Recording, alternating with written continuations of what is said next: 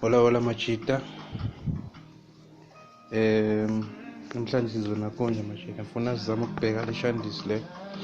Sibheke i-movement ye-pound versus i-USD dollar. Sipredictela ina kunjani Monday. So sayibona i-movement ukuthi kanjani njengamanje. Okay, uqala nje senze i-landscape le shandisi. Yeah, you're right. It's landscape. Okay. Nanso-ke.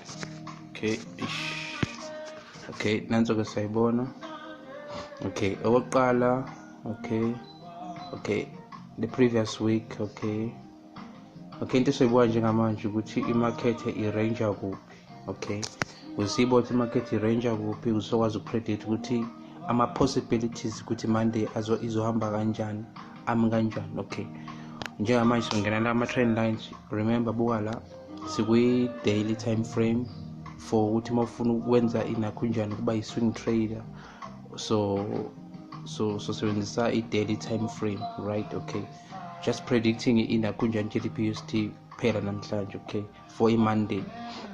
Okay, okunye kumele sikwazi bafethu, ngicabanga ukuthi niyakwazi because nibadala kwi-industry yabo. Inakunjani into eyenza ukuthi kube possible ukuthi ukwazi ukutrader like ama-pairs kanje, kumele wazi ukuthi i-GBPUSD i-correlate nobani. In this case i-GBPUSD i-correlate positive ne-EURUSD. So ukuze ube nenakunjani ne-strong enough confirmation ukuthi i-direction ye-market izoya, kumele uwa-analyze uthula uma-market lawo yabo. So if inakunjana i-GBPUSD ikunikeza u-buy signal ne-EURUSD izokunikeza u-buy signal. So ake sithi kanje asiwasebenzise amathathu amanakunjani a-correlated. Esithathu i-correlate negative to i-GBPUSD ne-EURUSD inakunjani USDCHF. So buka omathathu just ukuthi sibe ne-confirmation sibe ne-probability e-high ukuthi i-market kuleli viki esiyakulo, which means iqala Monday izohamba kuyiphi direction. So if singakwazi ukuspota la u-buy, mhlawumbe sithi u-buy masifika ngale ku-EURUSD ungasinikeza setup ka-buy, which means kumele siphinde si-analyze kabusha sibone ukuthi mhlawumbe iwu-sell yabo. Enye into ezosenza futhi ukuthi sikwazi ukuba ne-confirmation enough ukubuka futhi USD USDCHF. If USD USDCHF uthi sell and lana sibona u-buy kwi-GBPUSD and ngale kwinakunjana kwi-EURUSD asiqondi, which means i-EURUSD isafuna ukuthinta ama-level ambalwa ukuze isinikeze strong signal sokuthi yena okay izoba u-buy. Okwamanje ke si-analyze na i-GBPUSD sizobuyela ku-EURUSD confirm ukuthi yena inakunjani i-trend yethu is going upward or downward. Okay, njengamanje siyabuka on a daily time frame, siyabuka ukuthi wenzakala on a daily time frame. So kumele sifake ama-trend lines wethu sobona ukuthi zikhiphani. Okay, senze njena ke so ngena ama-trend lines, then siyafaka la. Okay, siyabuka okay it look like iya nakunjana, it's giving us nakunjana ama-series of i-respector i-level ye-trend line. It bounces la one, it fails to bounce, and then it bounces second times. That's why we wanna move it with this much potential yaphezulu, because this asizumela, because the level was touching for the second time. So that's why it move very powerful the level, and when we move it this powerful level, it means ukuthi it was confirming a buy signal in this area, right? Okay, so kubalekile saza ama-levels la i-market e-reacta khona kakhulu ukuze sizobona ukuthi i-signal is-stronger kanani ka-buy yabo. So according to inakunjana i-daily time frame sibuka i-buy signal ukuze sikwazi ukuba sibe ne-entry ku-4 hour time frame. Okay, siyabona i-buy signal, but we are not like le nakunja le buy signal iqale kudala because market kade ya react at that point le yabo. So into kumele senze njengamanje sifuna into ezokwenzeka next week Monday. Remember inakhunja market right now isafuna ukuya phezulu yabo, but if si relate to amanakhunjana amanye ama turning point uzobona ukuthi now masifika kule level le sifaka enye trend line, i-level egcine kuyo last week. So voila, okay, yabo. So yeah, it's a multi-touch, which means there's a potential,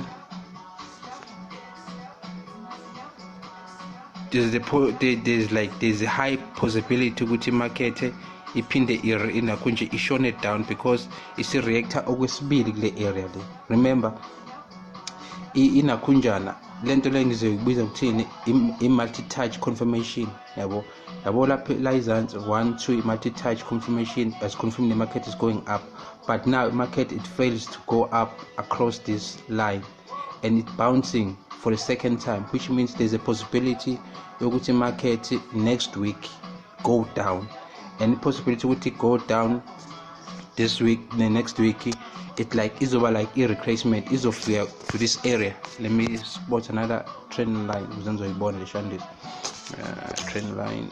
Okay, yeah, yes, a possibility because izojika la my retracer izogcina la, but we're not confirming anything yet until sibona i-candle lesibili elizo confirm direction la kule multi-touch phezulu, le multi-touch ephezulu ngoba ku like thintela phezulu. Ngitshengise kahle shandi njengoba lithinta la lifika lathinta la lithinta kwesibili la, which means we expect to sell, but asingeke singene immediately Monday maqala market ivule market ngeke sivele singene sithi hayi because sokuyi multi-touch like sekuzokwehla. Kumele ube khona ikhandle lesibili ezoconfirm ukuthi like le close like kuvaleka kwaleli khandlela leli, if le khandlela selivalekile ilona ezoconfirm ukuthi okay i-market is going down, and when market is going down it must go and touch this level, right? My touch le level le, it means izophinda iqhubeke, which means kahle inakhunjana i-down movement ezokwenzeka la yokuthi izothinta this strong level, because le level is strong ayikazi easy tested before. Okay, ukuze niyibone le level is strong athi ngenze nje, so sebenzisa this ish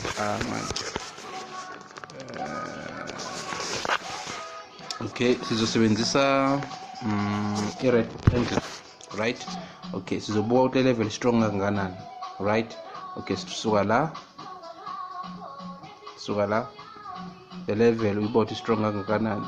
It's the most sensitive place in market la emele like izo reactor khona mostly, yabo reactor khona kaningi, which means we expect ukuthi market mayehla will not ngeke izi break le level le, but mayehla izoyitesta and then izoqhubeka ne-trend yephezulu, yabo.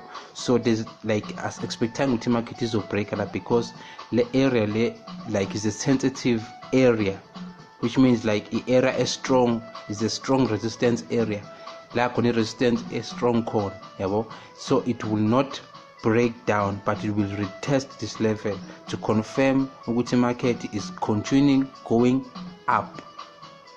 Ngicabanga ukuthi siya understand that it's continuing going up, and after the break if happening ukuthi during the week this level le phezulu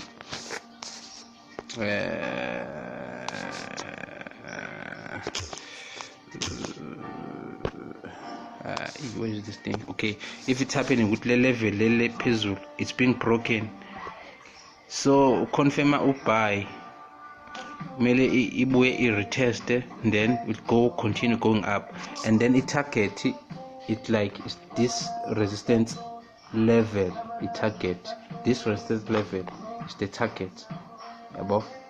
But first it has a reactor la, because there's another resistance here, it has open the reactor, that's why izofika i break ifika ithinte resistance iphinde touch, then masiya breaker masizoma la, then this is the last move of the uptrend movement yale market, right? Yeah. So okwamanje for Monday we expect ukuthi market will retrace to this level, since this is the multi-touch area. So we expect it to go and retest this level, right? When it retests this level, it must go up again and break this level, and then it will fail to move further up and then retest this level that has been broken before, and then go up, shoot until it closes here, because this is the strong area of resistance of the last time to touch. So in all, the market is bullish, but will never capitalize only on the bullish movement. Okay, since the market is forming a series of higher lows and higher highs, higher lows and higher highs, okay, like, okay, yeah, siyabona ukuthi is going very upward, but uyabona ukuthi market yenza njengamanje recently is it touch, which means this is the multi-touch confirmation, which means we must expect a sell. Okay, so we are go 4 hour time frame. Immediately after the market close on this up like this resistance area, so we're going to split. We're going to go to a 4 hour time frame. Then 4 hour time frame, okay, 4 hour time frame. Okay, now it's a multi-touch level, so we expect the market to go down again, so we're expecting a sell on Monday. On Monday we're expecting a sell. If the sell is not happening on Monday, on Tuesday it's going to happen, or maybe sell. So we expect to sell to the strong level. Green, this is the strong level. Now sell also corner, and then the market will push up again. So like so we expect money, we expect a sell on this area. Okay, so Monday we expect market to go down to touch this level green, which is the strong area of resistance before. Okay, this is the strong area of resistance. Next breaking the area is a retester, and then it will pull back and go up very straight upward. Okay, yeah, so we expect a retracement to this area before we continue with our buy signal, so kuyenzeka ukuthi ngeke ize yehle market ivele ibreak. If it break, you have to wait for a confirmation of the second candle of candle landelayo la, ngoba siyabo soku black ledla, so kumele kube khona elizo confirm direction. If elizoqhamuka, let's say kule area lizoqhamuka ikhandlela vele like libe yina kunjani, libe ikhandlela elikhulu like engulfing ikhandlela vele mhlambe emhlophe ivele ibreak la, so kumele ulinde retest of this level, then it's going up, up, yabo. The market as we buka is going up well. So le multi-touch issue ukuthi in market there's a high possibility ukuthi ivele ishone down, okay, ivele ishone down, yabo, ishone down to retest this area engazange is a retested before, a strong resistance area level, yabo. So kumele test before iqhubeke ishone up, yabo, ishone up. But kuyenzeka ukuthi ingayi retest market, yabo, yazi market nawe yazi, kuyenzeka ukuthi ingayi retest level ivele nje iye straight phezulu, ibreak phezulu la, retest le level ibreakile iqhubeke, yabo. So yeah, it is a buy, it is a bullish market, but we have to expect alternative happenings, because market is the market, that ingabreaka iqhubeke noma izo retested before iphezulu. So into se expectile njengamanje thina njengama traders ukuthi yehle izothinta down there before iphezulu. Yeah, then ukuze siconfirm inakunjani signal lethu ye4 hour ukuthi ama entries ethu ye4 hour ukuthi it's like izoba buy ngempela, kumele siye kwenye pair ecorrelator positive to le phele esinayo njengamanje. Okay, sibele ku daily time frame, then as-check leyo pair leyo. Okay, njena ishandis. Then sisiyobheka i-Euro USD ukuthi sinikeza in. Okay, masibuka i-Euro USD, right? Okay, on a daily time frame. Okay, asiview kahle. Okay, Euro USD yasitshengisa ukuthi, oh my god, okay, it's a multi-touch on the downside, yabo, esithinte kabili on the downside, yabo, but igcine last week igcine lekhandlela eliphezulu. Okay, siyeza la nali khandlela, yabona ukuthi i-possibility yokuthi market ivele inakhunje nayi le area le njengamanje isi-confirma for the second time. Yabona ukuthi each and every time market mayifika la iyehla, yabo, every time mayifika la ku resistance iyehla ibuya la ku support. So the reason why i-market imove this much powerful to the upside is because of the multi-touch la izansi kuma support area. So inakunjani i-market ya consolidate ku-Euro USD. Remember ukuthi Euro USD i-correlator positive ne GBPUSD, right? But i-GBPUSD isitshengisa ukuthini it's going up, but i-Euro USD yona isitshengisa ukuthini ukuthi i-consolidate la up, which means i-level strong, yabona njengamanje iyenzeka sideways. But this impulse movement is khombisa ukuthini ukuthi kungehle kube ne-retracement maybe to this area,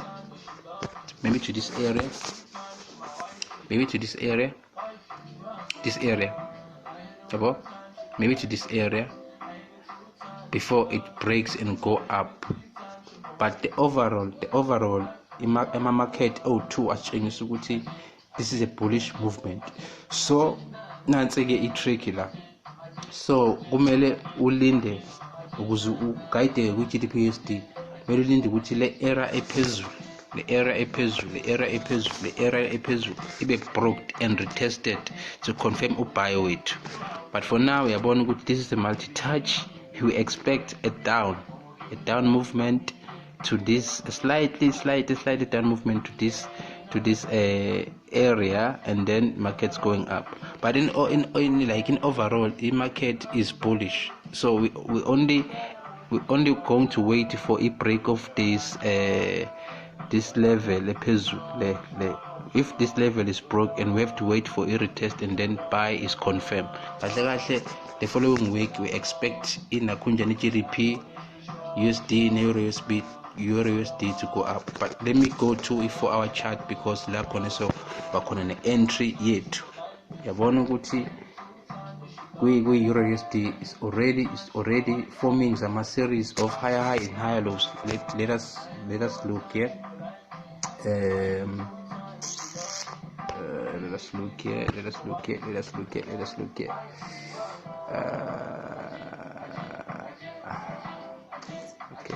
let's look here. Okay, it's already forming some series of higher highs. You see, this is the higher low, the break, and like a retest and go up, and this is the another. It's forming a series of higher highs and higher lows, which means the market is overall is bullish. So next week, this market Euro USD will confirm us or buy or accurate with the GBPUSD. So as it break, so we expect with a retest, and then we'll continue with the move up. Remember, it's a retester and continue to move up. So in overall, we have to wait for a candle confirmer who buy signal, and then we can go we can continue with the trend. You can say which the market is going up. So let us check a pair a correlator negative to euro USD and GBP USD, which means ibani USD CHF.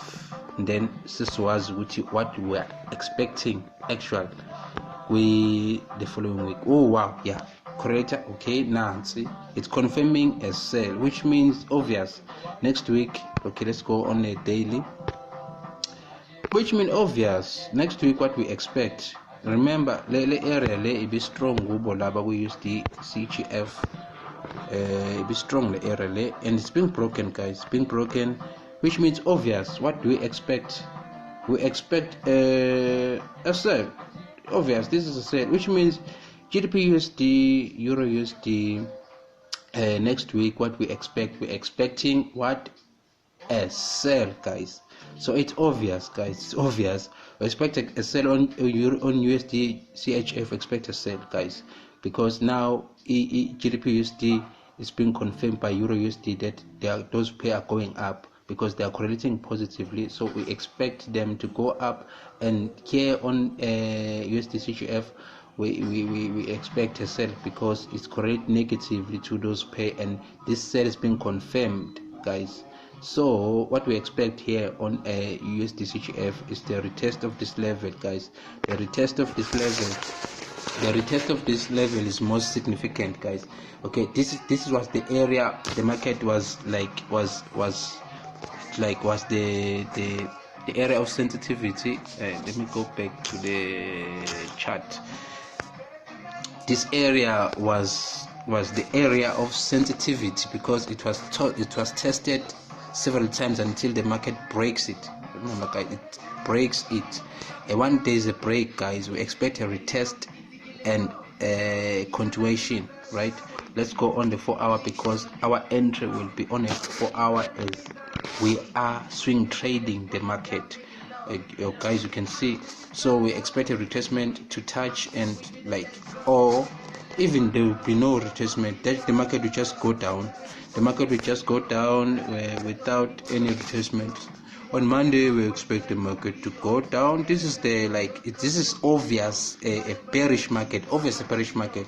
So in all, guys, what we expect is this. On Monday the market will this correlation pairs GBP USD and euro USD will go up, and USD CHF will go down. Danke, ngiyabonga. So yeah, a deal.